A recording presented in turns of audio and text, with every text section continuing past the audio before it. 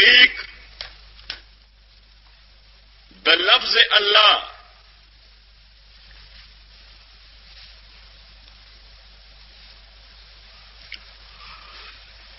الله راجح مذهب باندې عالم د پاره د ذات دی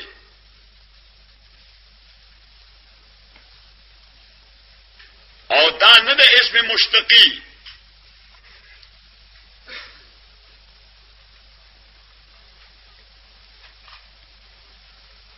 او په دغه راجح خلکو کې د نحو امام سیبوی هم شریک دی وای مرګ نه بعد چا خوب کې وکړو بخنه ورته شوی و تاسو ته شوی مغفر لك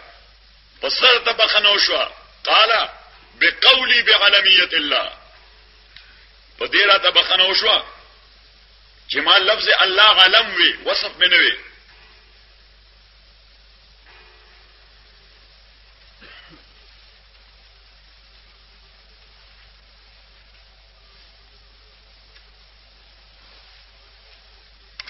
هر چې تحقیق د لفظ د دین دی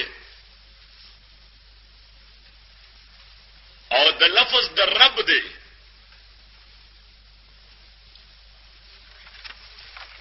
نو دا خپل مواضعو کې را روان دی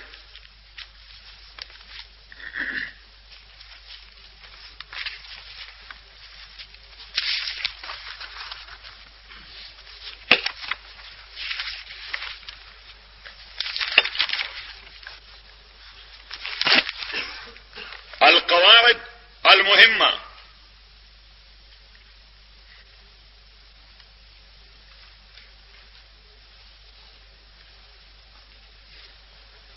یو قاعده ده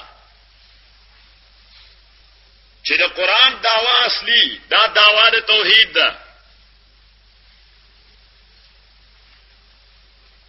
او د دې لپاره دلایل راړي متنوع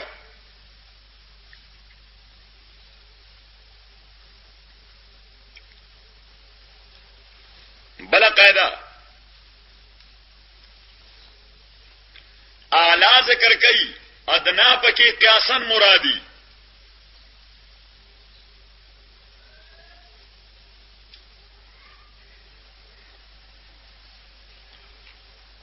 بلا مسله دیوی معنا حامل دعایتنا مقرر راړي تاکید د مسلې لپاره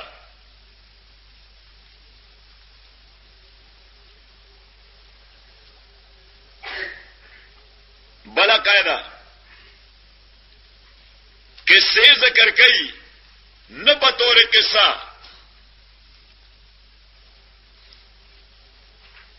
بلکہ د پاره د اثبات د مدعا راوړي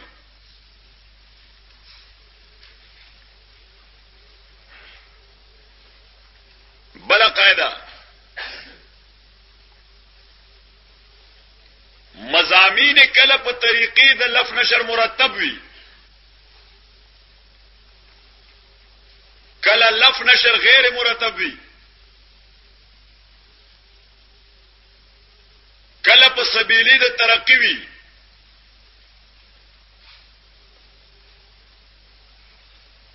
او کله په سبیلی د تنزل وي اعلان په کتر رواني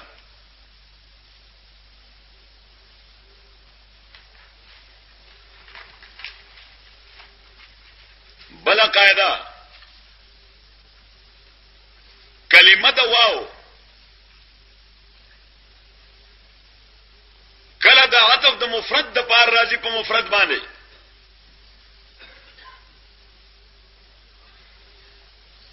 کله عطف په محذوف باندې کله عطف د قصې علی القصې کله عطف د کلام علی الکلام وی او کله زائد راځي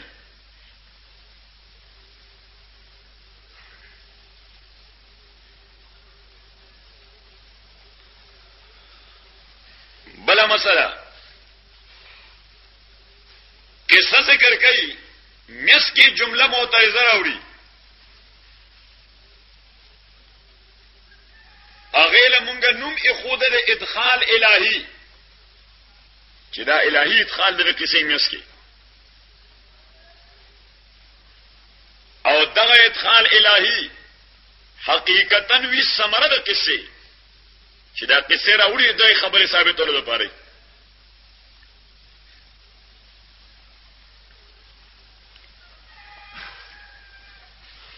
او بل مسله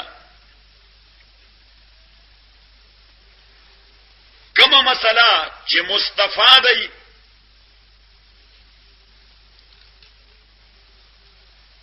د سابق کلامنا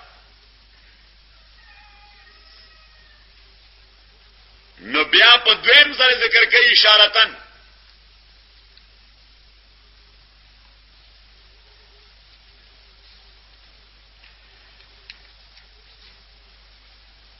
او بل قاعده کلمه د حق په مختلفو معانیو په استعمال ده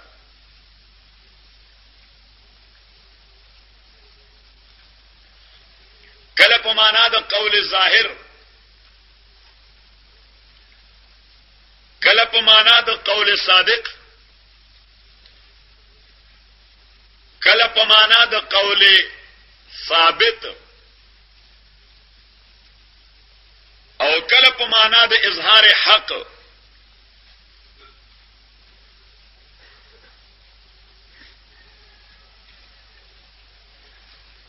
کلمه دی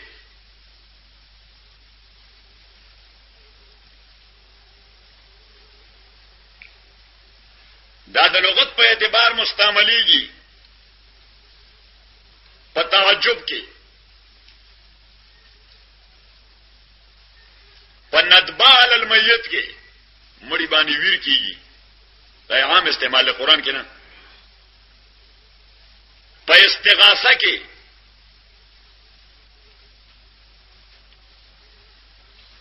او په ندا کې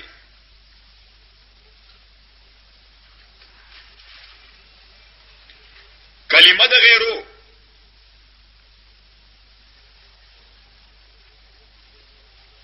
په اعتبار د وضع وصفی ذکر کیږي او په اعتبار د استعمال کله استثنائی ذکر کیږي په معنا د الا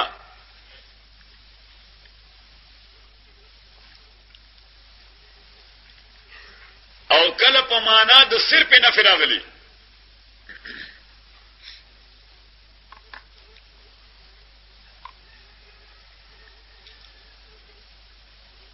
او بل قاعده کلمه د انما وضعن ادات د حصر ده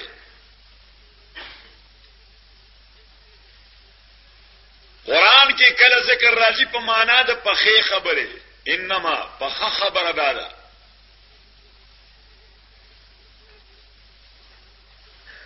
زکه چلته معنا د حصر مناسب نه فساد پیدا کوي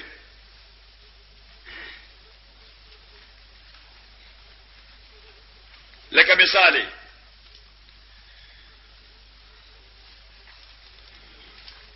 انما حرم عليكم الميتة والدم ولحم الخنزير وما أهل لغير الله نو کوس ادات د حصر والا ترجمه کې نو بیا به معنا دی چې ما حرم علیکم شیئا الا هذا وهذا وهذا وهذا چې دا ضرور محرمات دي دین علاوه نور څه شی دنیا کې حرام نشته دا به ترجمه د انما حصری د انما ته په معنا د حصر نه ده په معنا د پخې خبره ده چې په خبره ده حرام کړی دي تاسو باندې خمر حرام کړی دي تاسو باندې میتا دم لحم خنزیر ما هو الا لغیر الله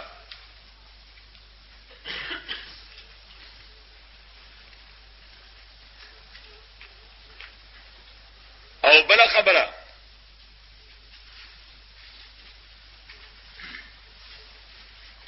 جباریت ذکر کئی پدې قسم الفاظو چې ختم الله علی قلوبهم مهر وارد الله تعالی پزړونو دوی بل طبع الله علیها بکفرهم مهر زدگی کړی دا الله تعالی په دې زړونو په سبب د کفر د دوی دینه مونږه تعبیر کو په ختم د جباریت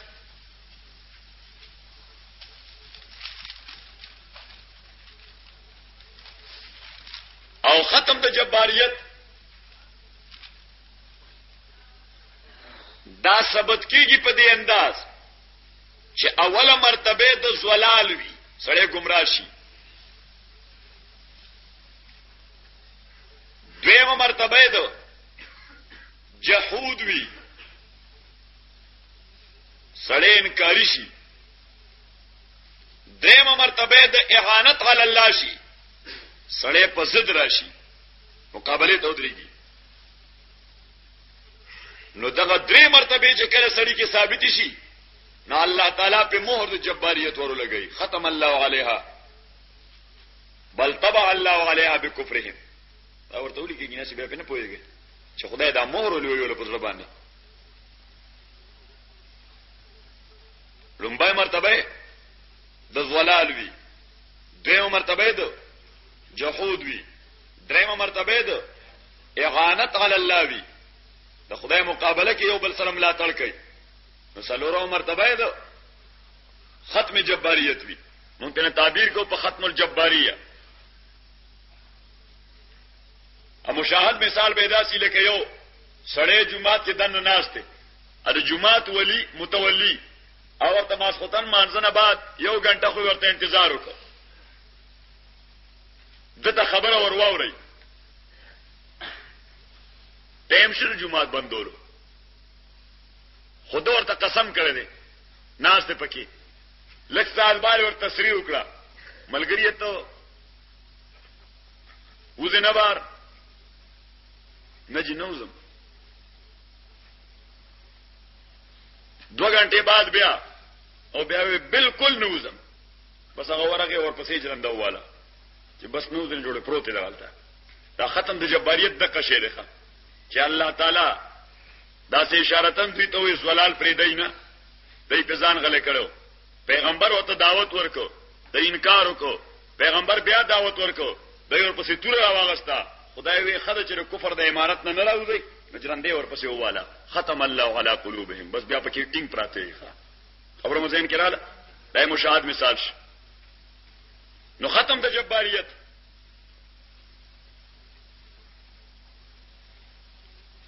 او د دې مقابله کې یو بل شی دی ربط علی القلوب لکه قران کې تعبیر شوی دی ربطنا علی قلوبهم چې سړی په هدایت مستحکم شي حتی یصاب ولا یرجع عن الدین د دنیا مصیبتونه پیراشي او دی وای هر څه پریدم خو په دین باندې کمپرومایز بالکل نه کوم که 500 ته مخې جوړي بیا به خبره هغه کوم چې کوم زما مسلک دی د تربت علی القلوب وای چې دا سړی د ربط علی القلب مرتبه ته رسیدل دی دنه د پیغمبر اسلام صحابه دا د ربط علی القلب مرتبه کیوخه چې دا غي قلب باندې خدای ربط کړو معنا دا چې په اور به اور واچول بیا باغی وی چې الله احد الله تعالی کیو دی نو دې لپاره مراتب دي لومبنه مرتبه انابت الی الله سړی خدای ته رجوع کوي دویمه مرتبه هدایت کوم سړی کی چې رجوع الی الله خدای ورته هدایت نصیب کی او دریمه مرتبه دربط علی القلب بس د ټیم شي په دې خبره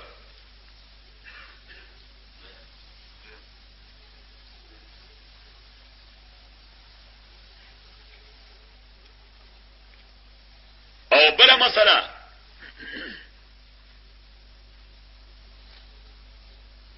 د دفع د عذاب لپاره الله تعالی حیله ذکر کوي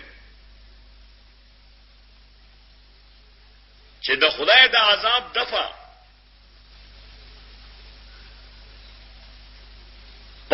احسان کولو الی خلقه او په عدم ظلم علی مخلوقه. ہمارا پروگرام اللہ کی عبادت، رسول اللہ کی اطاعت، ہر ظالم سے بغاوت، ہر مظلوم کی حمایت. عدم ظلم علی خلقه او احسان الی خلقه. او بلا مسئلہ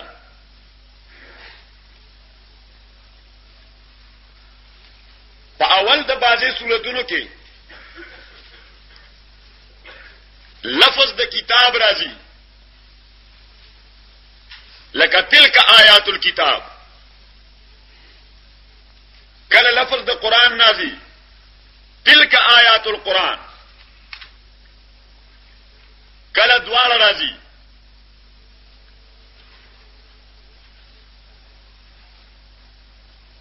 نو که لفظ کتاب راغلی نو معنا دا ده چې دې صورت کې کوم امور ذکر کیږي نو دغه امور په سابقه آسماني کتابونو کې هم ذکر وکړه. لفظ کتاب سره الله دا ذهن کې ورچي. او که لفظ قران ذکر وي نو دا اشاره کوي چې دې صورت کې دا څه خبره ذکر کیږي چې دا تورات انجیل زبور کې نه وي.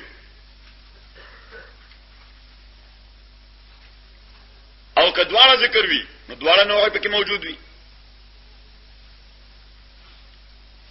بیا بل قاعده ابتداء د صورت کې لفظ مبین راځي کله او کتاب مبین یا قرآن مبین. کله حکیم راځي کتاب حکیم. کله دواړه راځي. که لفظ مبین ناغلی نو صورت کې دلائل چې ذکر کیږي هغه دلائل نقلی وي. او که لفظ حکیم راغلی نو عقلی دلائل ذکر کوي. که دواړه راغلی نو بیا دواړه قسمه دلائل مذکوري.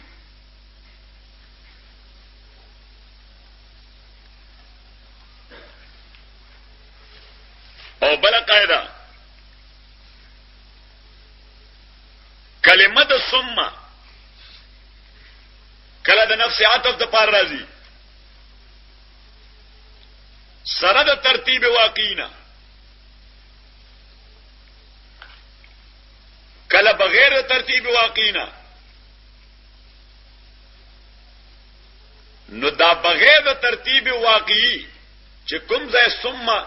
کلمه راغلی نو زمونږ ول خپل اصطلاح ده چې دا د تعقیب ذکری لپاره راغلی ده چې په ذکر کې دا خبره مؤخر ده، واقعي کې مؤخر نه ده.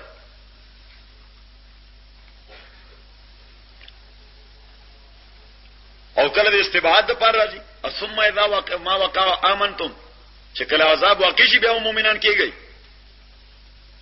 استبعاد ده.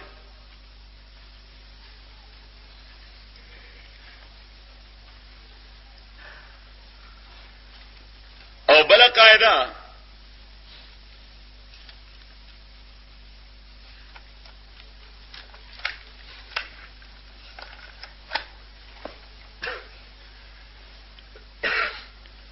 قرآن کریم کلام قدیم دے او نازل دے د ټولو زمانو د پاره، اگر چې تطبیق به په زمانه د رسول پاک کې او واقع د واقعاتو شوی خداغین دا فهمول چې دا آیت خاص ته دی واقع سره دا منافی دی د قدم د قرآن.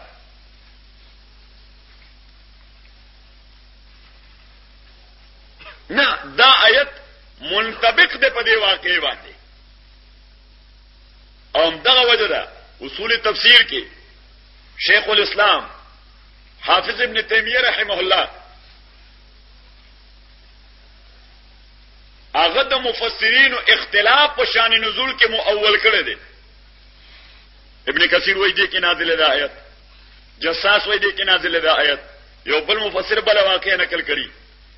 هغه وایي چې دې کې نازل دی معنا دا نه چې په دې منطبق دی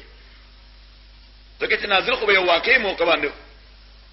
ناغه چې وایي دې کې نازل دی بل وایي نه دې کې نازل دی بل وایي نه دې کې نازل دی اصل منافات په کې بظاهر ښکار نه پټول منطبق کیږي نو دې کې نازل دی معنا دا چې دا په دې منطبق دی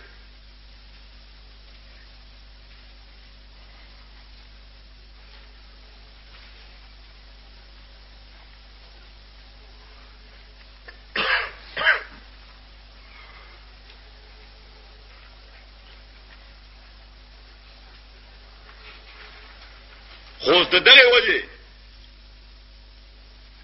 قرآن خاص کول یو واقع پوره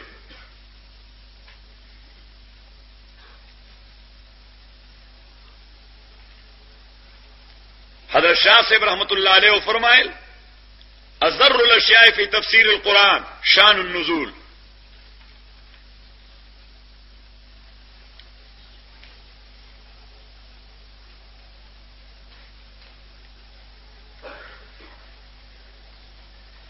او بلا مسئله ده د نسخ اهم مسئله ده بل اوس به وایو الحمدلله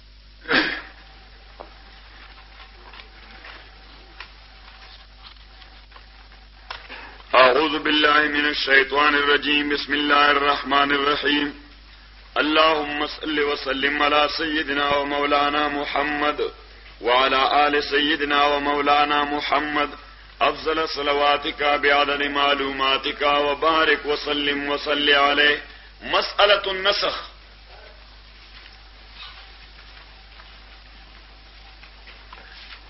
نسخ لغة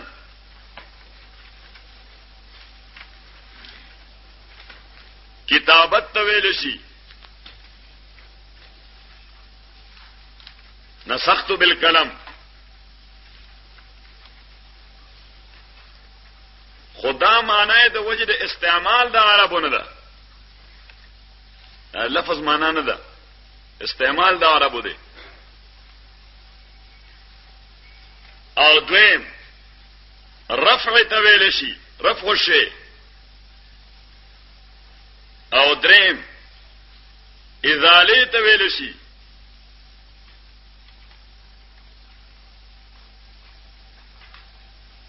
زائل کول تا او په اصطلاح د اهل شرع کې نسخ رفع یا ازاله د حکم سابق ده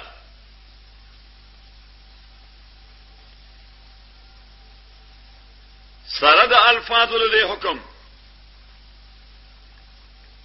یا بغیر د الفاظونه برابر خبره ده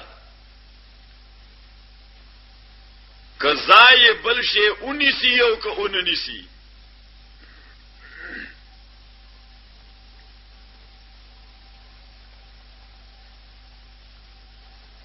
بنا په دې تعریف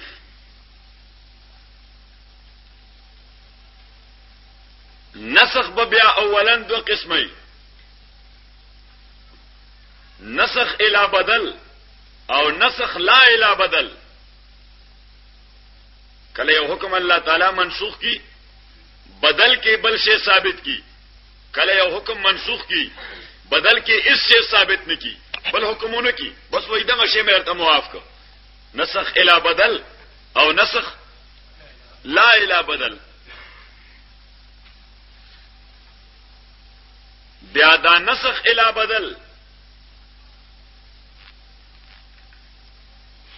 دا ځان له قسمونه لري کله نسخ د حکم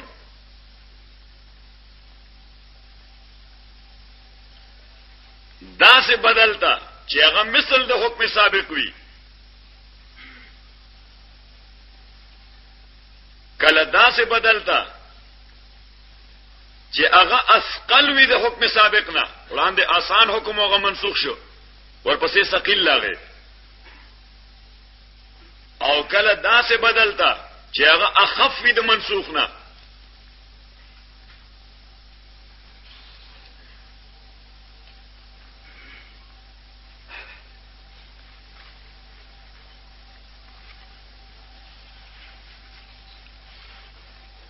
بیا دغه نسخ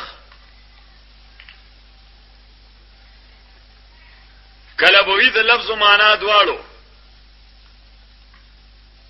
کله به وي د لفظ بدون المعنى، کله به وي د معنا بدون اللفظ.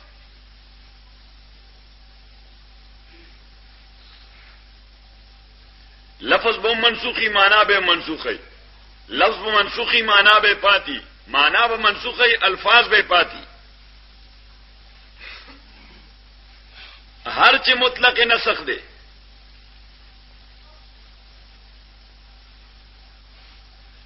نو دې ته لږه توجه کوئ چې بیا خلک وایي قاضي صاحب نسخ نه مني،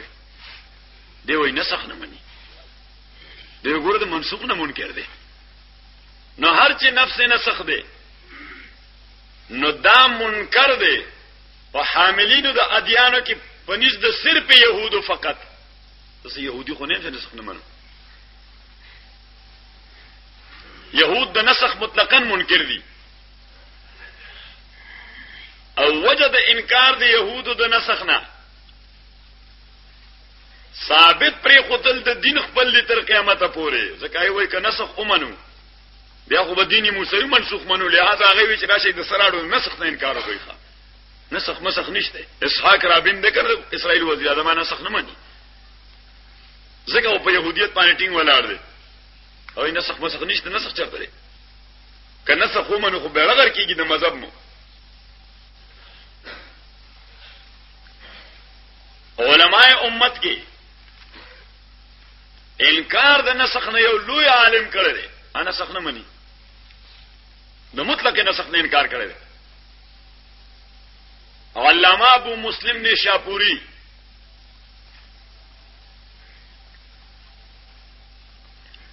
هر چې پنځ د نور امت دی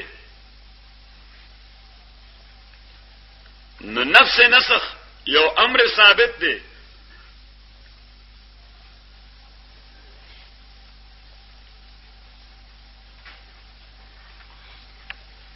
او حکمتونه د نسخ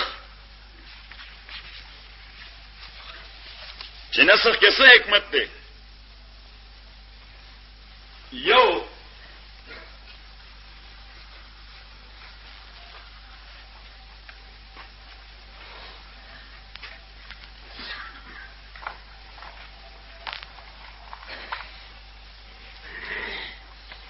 حکم النسخ، حکم النسخ نه حکم، چې په نسخ کې حکمتونه څه دي؟ یو حکمت دی عدم الحرج والتحرج. الله تعالی په مسلمانانو باندې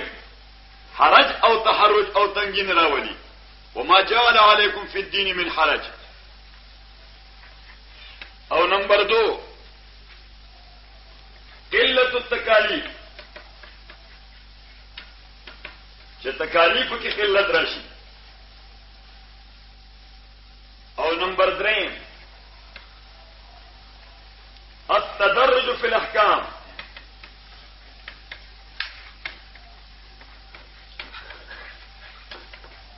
چې یو اهم حکم ته درجه په درجه رسیدل شي. لکه مثلا نسخ د خمرو اصل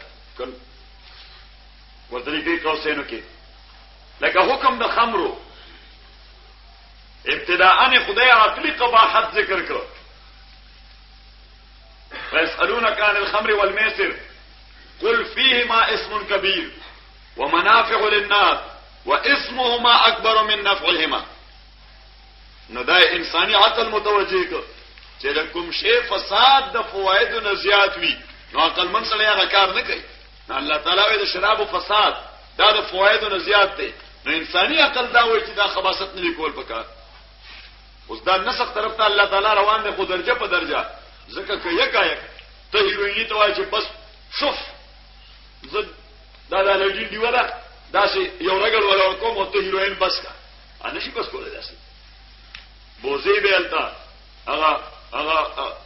گویا د منشیات لپاره خصوصي د علاج شوبې په هسپتال کې نه کې به داخله ناغي ورته ډومبه دروازه د 15 ځله هیروین سکور نو یو ځل ولا ورکي نو بیا ورو ولا په دوی مرز ورکي نو داسې درجه په درجه غي منسوخه را نس د منشیات التدرج في الاحکام. نو الله تعالی شرابیانو ته وی چې قل فیهما اسم کبیر ومنافع للناس. اوس عقل مند خلق ورته عقل یردا خو نه دی کول پکار او ډېر خباثت دی لیکن اسم غټ دی او منافع په کې ډېر محدود دي، لہذا لږ عقلی نفرت دا غي پیدا شه لږ. نو الله تعالی ورپسې دیمه خبر وکړه وانما يريد الشيطان يوقع بينكم العداوه والبغضاء في الخمر والميسر. د شیطان دا اراده ده چې د شراب او د جوارای په اساس تاسو کې جګړې پیدا کی. نو بیا عقل انساني وای چې جګړې پیدا کېدل یا کوم شی د جګړو ذریعہ ده هغه نه ځان لا تعلق کول پکار دي. نو نفرت لګنور زیات شو، نفرت لګنور زیات شو. نو بیا الله تعالی ورپسې فوري تو هغه حکم د نسخ راولېګو او شراب هغه حرام کړ او حکم د فتنبوه. انما الخمر والميسر والانصاب والازلام رجس، دا غل دي غل دي. نو شو غل نه خوري من عمل الشیطان، دا شیطان عمل دی، د انسان د شیطان اتباع نه کوي. فتنبوه اجتناب ته واجب دي، نو ارتکاب حرام دی. لعلکم تفلحون فلاح مطلوب ده. نو سړی ځان هلاک ته نه ورځي. نو څلور خبره آیات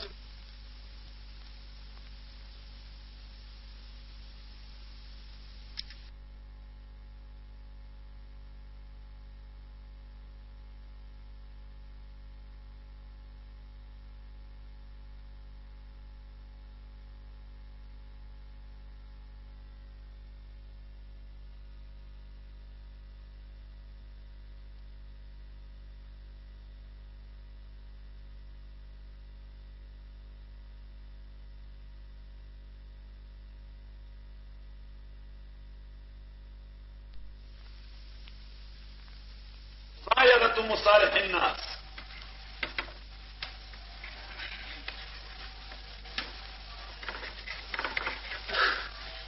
تروس دا حکم پیغمبر علیہ السلام اوس بدل شو، اوس دا حکم دی. نو خلکو یې چې پیغمبر دی پرونه مونږ ته یوې خبرې وینن وای چې هغه منسوخ شو. الله تعالی وی حکمت ته پکې مصایرت مصالح الناس. پرون حکمت پاغه حکم کې دغه او نن د حکمت تقاضا ده. پرون مصلحت د انساني امت بدل کېو او نن مصلحت د انساني امت په دې خبره کې ده. دا ځان سره یاد کړئ، دا ځان سره یاد نه سوچ زما متعلق وځ دې نه سخت نه مني. هغه ته ته مني، تاسو حکمتونه معلوم دي وای ته چې مني بس ته پړنده خلاصوري تاسو حکمت نه کوم معلوم دي. دا سره لپاره منسوخ کی ولی قسم دې بس صرف د قبر ته وای چې بس خو صرف د الله حکم نه ادا کوي دا به کوي.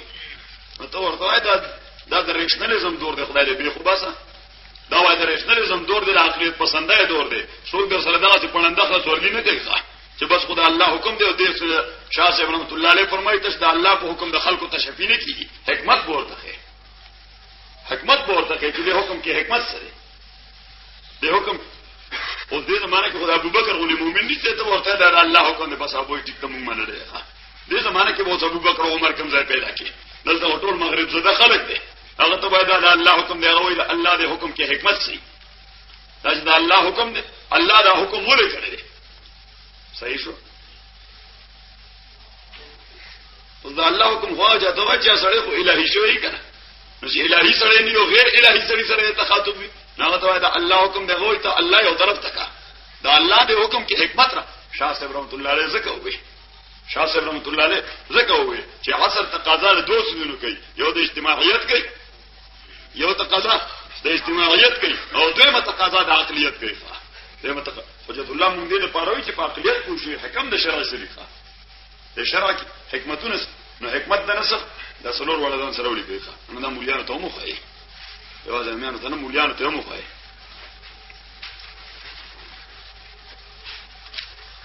بیا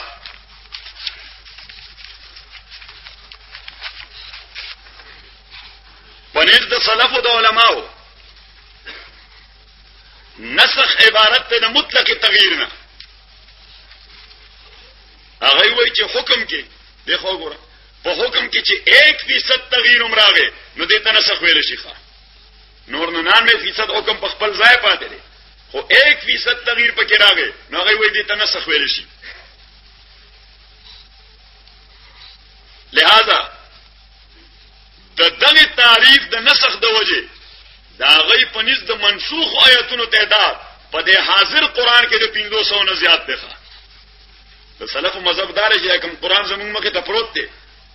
دې کې د 500 نه زیات آیاتونه منسوخ دي.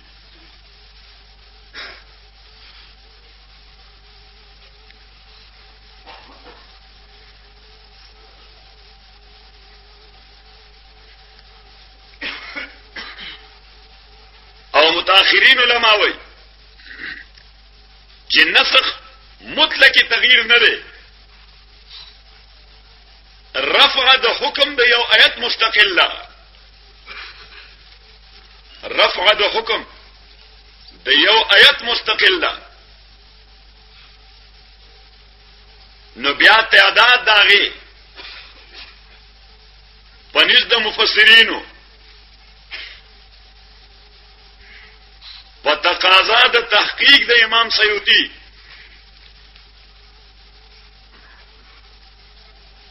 هغه شل ده چې د حاضر قران کې شل آیاتونه منسوخ دي.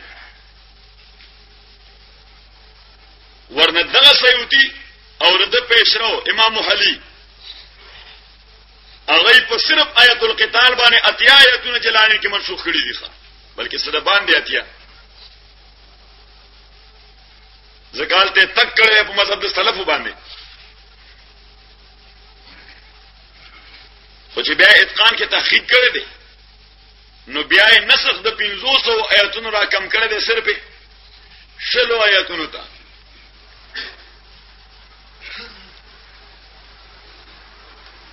او حضرت الامام الشاه ولی الله هغه یو ضابطه کې خوده چې د سلفو د علماو د تحقیق پیش نظر چې په تعداد د منسوخ کې دا غي اختلاف دی، نو افاده دی وکړه چې تعداد د منسوخ دا په نص نه ثابت، دا موقوف دی په تحقیق د علماو باندې.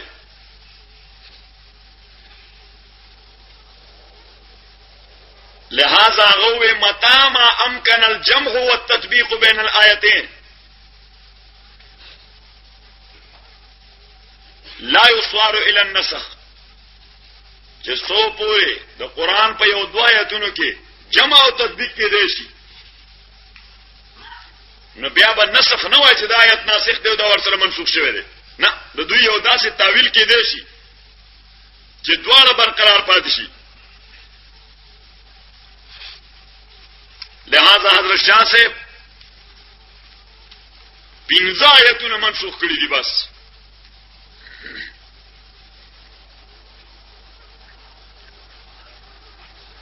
یو آیت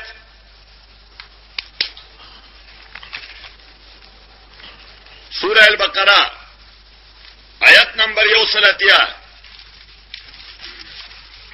دار شاہ سے پنځ منسوخ ده. كتب عليكم إذا حضر أحدكم الموت إن ترك خيرا الوصية للوالدين والأقربين بالمعروف حقا على المتقين. دا موقع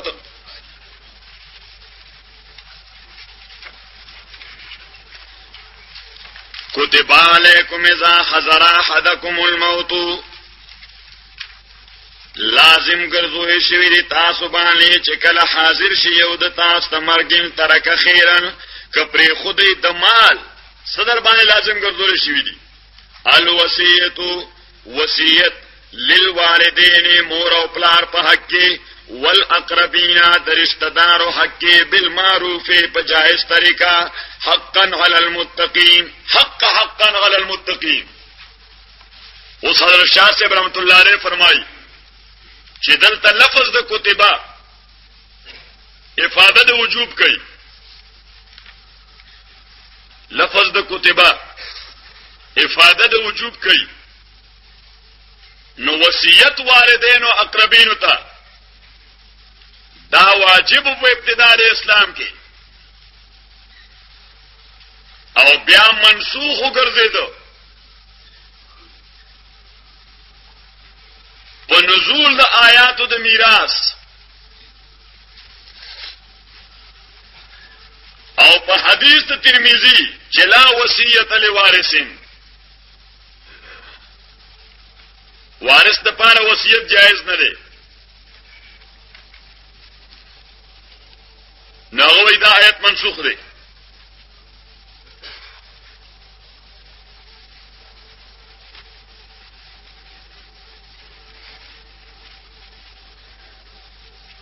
خو دې آیت د نسخ نه د سلف یو حنفی عالم دی امام نصفی هغه مدارک کې دینه جواب کړی دی چې دا منسوخ نه دی قرشا سے متأخر دی هغه وی منسوخ دی حال تصلف کې یو عالم تیر دی امام نصفی صاحب تفسیر مدارک او صاحب کنز هغه ته جواب کړی دی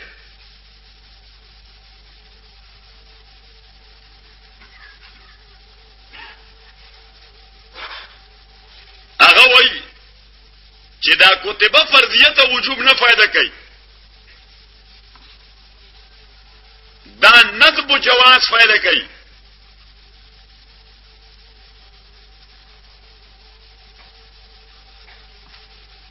او نفس جواز د وصیت لوارثین په نزد د نصفی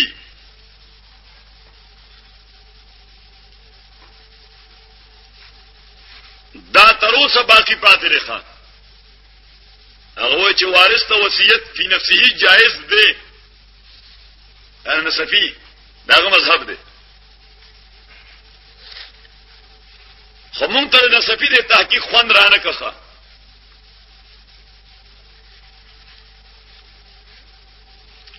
نو مونږ جواب وکړو چې دا وصیت په هغه متبادره معنا نه ده چې کوم ذهن ترا منډه کوي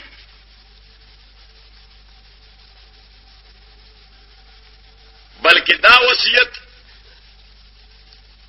الوصیت بامتثال الشرع دا وصیت لازم دی مړي دن کی باندې چې زما په دې اموالو کې د شریعت امتثال وکړي او وجه دا چې واحذرت الانفس الشح انسانی نفسونه دا د بخل او شح شکار شوی دي لہذا غصب کوي د حسود میراث د زغفاو د ماشومان میراث باندې خېټه اچي د خزو میراث باندې خېټه اچي حق نه مني نو دا وصیت به امتثال الشرع ده وصیت به امتثال الشرع ده والدینو ته او نور رشتہ دارانو ته چې زما د مال کې مستحق وارثانو له په تقاضا شرعي سوال کوي ښا نو آیت په منسوخ نشي وړاندې ګورئ ترجمه به داسې ولګي چې کتب علیکم مستاسن ګرځولې شوی دي تاسو د پاره چې کله حاضر شي او د تاسو د مرګ ان ترک خیرن کد پر خدای مال سو الوصیت وصیت بتقسیم المیراث وصیت بتقسیم المیراث وصیت د تقسیم د میراث چاته به کوي للوالدین والدین تا والاقربین والورثه الاخرین او نور وارثان تا والورثه الاخرین او نور وارثان تا بالمعروف بالطريق الشرعي بالمعروف بالطريق الشرعي چې دا تقسیم کوي په شرعي طریقه باندې والدینو ته وایي زما دا خزه ده دا مال رسو پاتې کیږي د تخپل حصہ په میراث سما کې ورکړي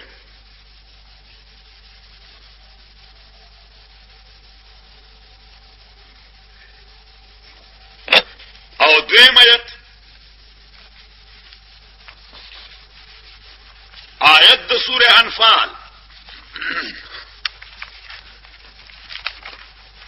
آیت نمبر 15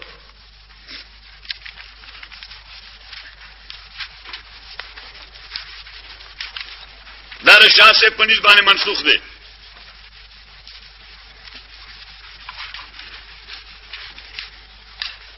وموستو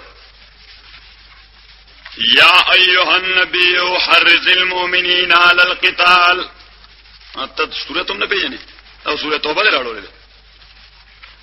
یا ایها النبی حرض المؤمنین علی القتال. یا ایها النبی او پیغمبر حرض المؤمنین تیزی ورک مؤمنان لا علی القتال. په قتال باندې جهاد باندې. ایکم منکم 20 صابرون یغلبوا 200 کویدتا سنا لس کسان صابرون ثابت قدم یغلبوا 200 غلب برازی په 200 کسانو باندې. و ایکم 100 اکویدتا سنا سل کسان 100 صابرتون استقامت والا. و ایکم 100 ادار صابرتون کې دوران صابرون نه مفاد ده. و ایکم منکم 100 صابرتون اکویدتا سنا جماعت دسلو کسانو ثابت قدم یغلبو الفن نو غالب برازی پزرو کسانو باندې من الذین دا چانه چې کفر کړی دی به انه په سبب د چې دا کافران یو قوم دی لا یفقهون چې عقل نه لري. الان خفف الله عنکم اس خفف الله عنکم تخفیف را استاد الله تعالی پتاسو وغلما معلومه کړه علم مشاهده سره ان فیکم ضعفا چې تاسو کې کمزوری ده. فَإِيَّكُمْ مِنْكُمْ 100 صَابِرَةٌ اَكَوِدْ تَاسُنَا 100 صَابِرَةٌ جماعت دسلو کسانو ثابت قدم یغلبو 200 غالب برازی په 200 کسانو اکوید تاسونا 1000 زر کسان صابرون یغلبو 2000 باذن الله. نوس دارستنه آیت الان خفف الله عنکم دا ناسخ در دې وړاندې آیت ته پاره زکه وړاندې آیت وی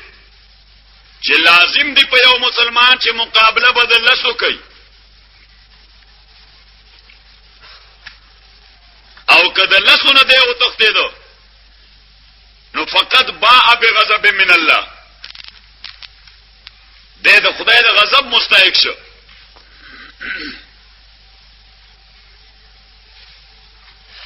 لکه څنګه بل ځای آیات ورته ولیکي دلیل کوي ومن يولهم يومئذ دبره الا متحرفا لقتال او متحيزا الى فئه ينصرونه فقد باء بغضب من الله.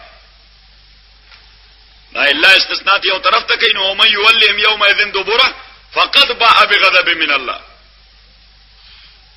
ومن يولهم يومئذ دبره فقد باء بغضب من الله. نو یو مسلمان کله لسو کافرانو نه میدان کې او تختیدو نو د غضب مستحق دی. کله یو ولسنه او تختیدو نو بیا د غضب د استحقاق نه خلاص دی. بیا د غضب د استحقاق نه خلاص دی. اوس د رستو یې ثابت کړ چې نه یو مسلمان کله دوه نو تختیدو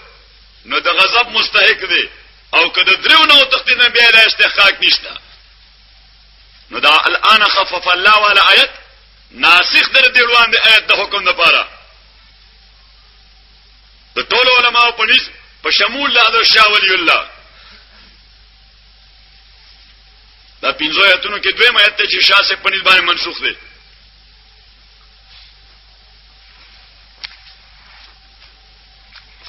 خو مونږ د شاه سے په ضابطه چې متا ما امکن الجمع والتطبيق بين الآيتين لا يصار الى النسخ مونږه جمع او تطبیق په کو چو شاسه ته زمونږه استاد ته مونږه ضابطه را کړې نه منسوخه ستا په ضابطه نه منسوخ. او وجه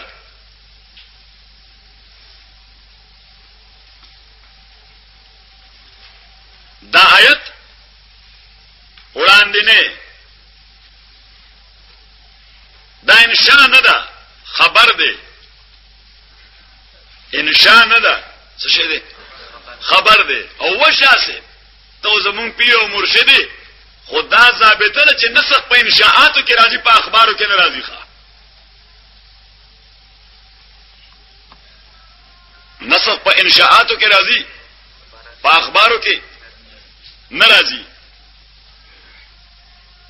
دا نسخ خو به ال راځي په دې کې چې دا انشاء وای چې دا انشاء وای او انشاء به علی چې یغلبو مؤول کې په معنا د فل یغلبو مئتين امر بالا مې کې چې دې غالب راشي په 200 کسانو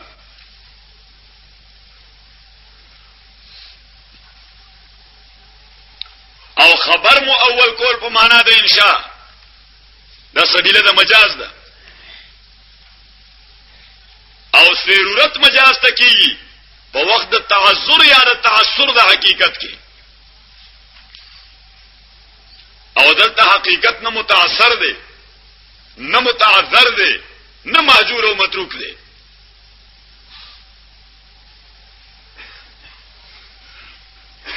تاسو واقفي په معنا د ترک حقیقت په معنا د تعثر حقیقت او په معنا د تعذر حقیقت خلق ته واقع دي جاسر په شاشي ویل ده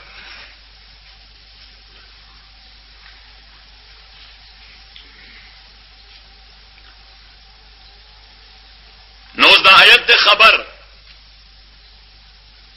او راغله د تحریض او ترغیب د پاره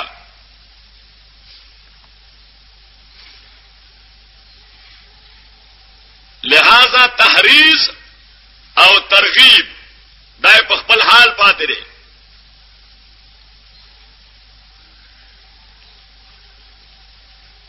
په تحریض او ترغیب باندې دال له آیت لفظ خپل چې حرز المؤمنین علی القتال تحریض ورک مؤمنان له په جنگ باندې تیزی ورکا چاله شابه بس جهاد او جنت د دوالو شروط جیم نه کیږي بس رسابه ورسېخه جهاد نور پسې جنت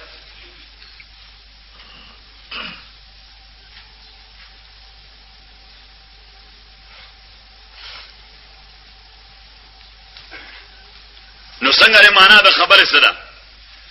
چې یا ایها النبی او پیغمبر حرز المؤمنین تیزی ورک مؤمنان الله علی القتال جهاد باندې یکم منکم 20 صابرون خبر درکې الله کوي تاسو کې سل کسان ثابت قدم یغلبو غالب برازي دوی مئتين په 2 کسانو باندې وَيَكُمْ مئتون اکوید تاسو ناسل کسان صابرین یغلبو غالب برازي په 0 کسانو د کافرانو باندې بانه قوم لا يفقهون نو دا تحریض او ترغیب دی او لیکي ورته چې افاده د عزمت کوي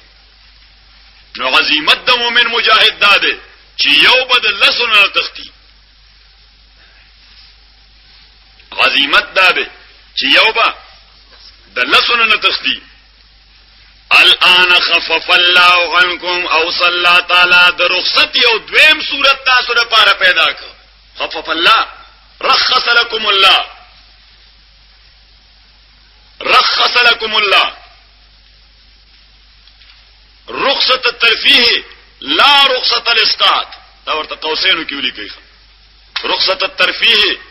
لا رخصت الاسقاط اوس خدای رخصت درک ترفیع والا رخصت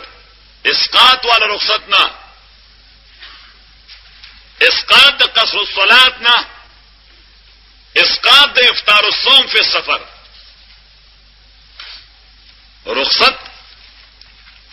رخصت د قصر الصلاه نه رخصت د افطار الصوم فی السفر ذکر رخصت د قصر الصلاه دا زمونږ د حنفیو په نسبت باندې کم رخصت ده ها اسقاط ده او افطار الصوم په سفر دا رخصت ترفیه ده کم رخصت ده رخصت ترفیه نو دا رخصت چې الله تعالی ورکړي رخصت ترفیه ده دا رخصت او چې رخصت ترفیه شي نو دا مسأله دایره بین الشیئین مسأله دایره بین الشیئین دا آپشنل او اختیاري وګرځي ښا دا څو وګرځي آپشنل او اختیاري وګرځي نو د ادنا نه لاندې نشي راتلی او د اعلی نه کبر لاړ شي نو پکې رکاوټ نشته ښه د ادنا نه لاندې رسوي ترفیع حاصل بدای چې د ادنا نه لاندې نشي راتلی او د اعلی نه کبر لاړ شي نو ادنا نه لاندې نشي راتلی د دوه نه بنه تختی یو مسلمان بل دوه کافرونه دا د ادنا نه لاندې راتلی او اعلی ورزنو درونه متختا سلورونه متختا پنځونه متختا شپږونه متختا وونه متختا اتونه متختا نهونه متختا لسونه متختا اوس لس خو منسوس دي لسونه متختا دا منسوس دي نو کوس یو کا مسلمان داسو چې هغه په یک یواز له زرو کافر نومونه تختیدل نو د غدول او اوریدل کړو د حکم شرعي نه کنه اعلی رتبه رضان لپاره حاصل کړه اعلی رتبه حاصل کړه نو دا دلیل د دې دی چې آیت منسوخ نه خپل حالت باندې پاتې ده خوست استاد تبع افغانستان کې خلکو ته دا قران خېخه صحیح شو کنه افغانستان کې دا قران یا ساته دا قران بنشر کوي دغه شاه صاحب رحمت الله علیه فرمایي چې قران د عصر د تقاضو مطابق انټرپریټ کول دا د امت د علماو تقاضا ده دا د امت د علماو تقاضا را فطرت کې ارتقا ده فطرت کې څه شي ده ارتقا د نظم ځان سره یاد کړئ چې فندامنټالیزم او بنیاد پرستای کې یو جزء ترکیبي په فندامنټالیزم او بنیاد پرستای کې یو جزء ترکیبي دا د فطرت د ارتقا نه انکار دی یو جزء ترکیبي په کې دار دی باندې به تاسو ته مستقل لیکچر چرته راځي تفسیر کې درته وایي چې فندامنټالیزم د عصر کوم موجوده اصطلاح چې امریکا او مغرب استعمالي د مسلمانانو خلاف نو دا غي یو جزء ترکیبي د نور اجزاء سره د فطری ارتقا نه انکار دی عیسایت د فندامنټالیزم څخه ویل شو چې د فطرت ارتقا نه منله د فطرت ارتقا نه منله او د نصرانیت او د عیسایت اختراعی عقیده دا و چې انسان فطری طور برائی پسند دی انسان فطری طور بدی پسند دی د بدی غواړي لیکي دا د عیسایت یو لوی مولا صاحب دی دا زه دې لکه شیخ التفسیر ناغه تحقیق داو چې انسانیت دا بنیادی طور د بدای خو خون کې دی د بنیادی طور د بدای خو خون کې دی لہذا بدای تر تزیات راغب دی اصلاح د تقاضا نه ده دا اصلاح د باندې امپوز کیږي په زور اصلاح د باندې امپوز کې په زور به په ورمنې چې نه د سړی زوی شګی مړکوم د بیړه غیر کشه دا به د باندې امپوز کې نو دې باندې تاسو ته ان شاء الله مستقل مبحث به چرته راځي چې ته مبحث بوایو ځکه د عصر تقاضا اوس ده چې ګوره بچ ملګریا دا مغرب او امریکا لګیا دي دا مسلمان خلاف د فندامنټالیزم یو بدنامه زمانه اصطلاح ډیفیمډ اصطلاح هغه دوره شد مسره استعمالي چې بس ټول دنیا املا تر کوي ایون چې مغرب زده مسلمانان املا تر کوي چې او دا مولیان بنیاد پرستی ویړه بوا دا مولیان بنیاد پرستی ویړه او مونږه د دین د نظام په هیڅ امپلیمنټیشن ځکه نه غواړو چې دا فندامنټالیزم او بنیاد پرستی ده موږ ورته ملګریه اسلام راغه هغه دور کې چې نصرانیت د فندامنټالیزم د اختلاف ناولو پیش نظر خپل انتها ته رسیدل نو اسلام دې د پر راغه چې د نصرانیت په دې تصور باندې ضرب کاری ولګي موږ اسلام نازل شوی د فندامنټالیزم د خاتمه لپاره دی د بنیاد پرستی د خاتمه لپاره دی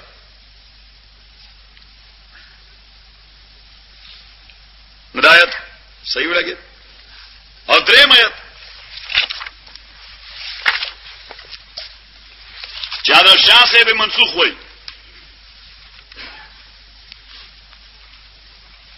سورہ احزاب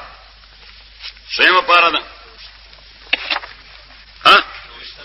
یو اجتماع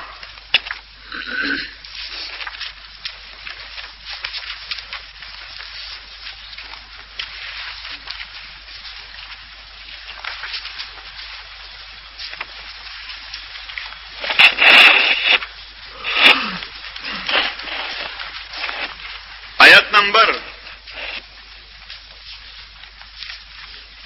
يا أيها النبي إنا أحللنا لك أزواجك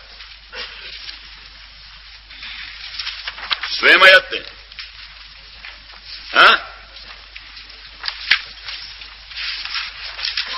پنځوس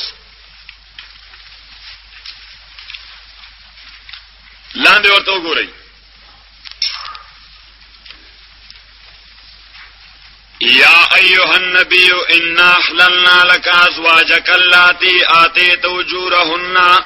وما ملكت يمينك مما افاء الله عليك او پیغمبر صلی الله علیه وسلم انا احللنا مونږ جائز کړی تا پارا ازواجک بیبیان استا خزستا کمی خزی اللاتی آغا خزی آتی تو جورهن چه ورکڑی تاغوی تا مہرون داغوی نکاح کړی دا په بدله د مہر کې یو نوع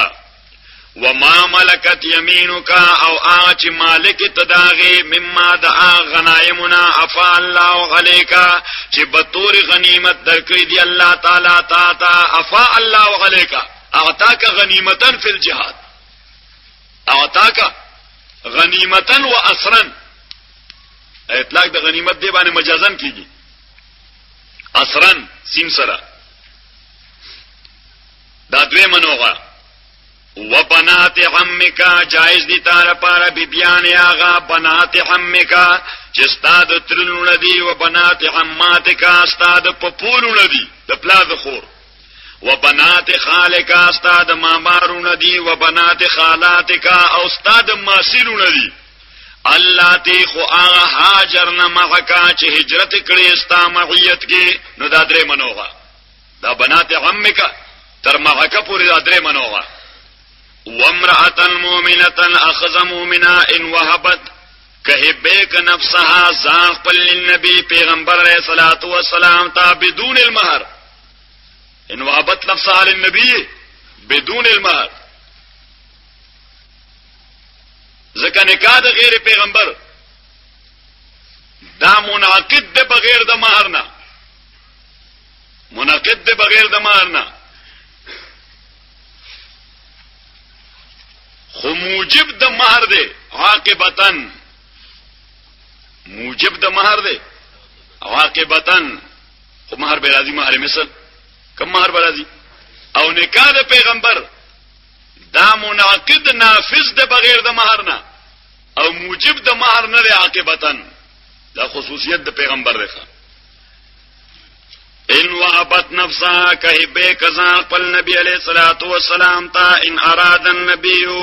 که اراده کړي پیغمبر ایستن کې ها چې پنیکا واخلي دا امرأه مؤمنه خو خالصتا لك خالص د دا حکم تعالی لپاره من دون المؤمنین نه د پاره د مؤمنانو خالصتا لك دې دا موږ مسله معلومه شو چې بل عاقبت به موجب د مہر نه دی خالصتا لك من دون دانه چې انعقاد د دې نکاح دا خالص د پیغمبر لپاره بیا د غیر پیغمبر نکاح او بغیر د مہر نه جایز کېده حالانکه زمون په نسبت باندې جائز نافذ ده بدون المهر د حنفیو په نسبت باندې جائز نافذ ده بدون المهر اوس دا آیت ده دا آیت